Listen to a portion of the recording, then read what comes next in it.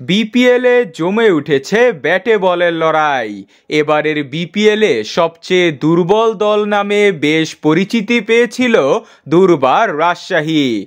তবে তারা একে একে বিপিএল শুরুর কিছুদিন আগে বেশ কিছু বিদেশি তারকাদের দলে নিয়েছিল।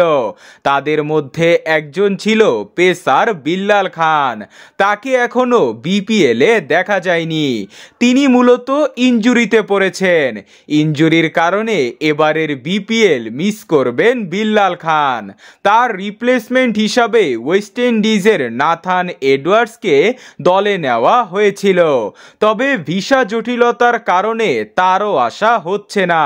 তাদের দুজনের সাবজেক্ট শেষ না হতে হতেই পাকিস্তানের দুই ক্রিকেটার সালমান মির্জা ও বাঁহাতি অর্থোডক্স স্পিনার আরাফাত মিনহাসকেও এবারের বিপিএলে পাওয়া যাবে না।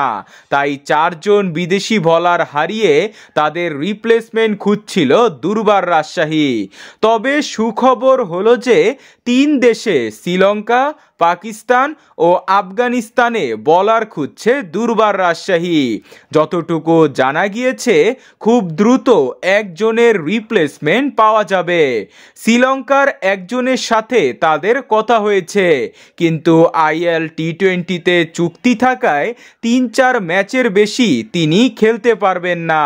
ওদিকে ঢাকা ক্যাপিটালস দলে নিল আরও এক দেশি ক্রিকেটারকে।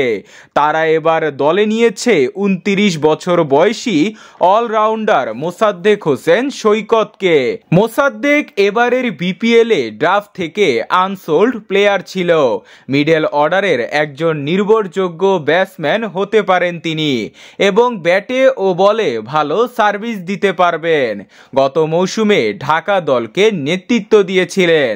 ১৬ সালে ঢাকা ডায়নামাইটস ও ২৩ সালে কুমিল্লা ভিক্টোরিয়াসের হয়ে শিরোপা জিতেছেন।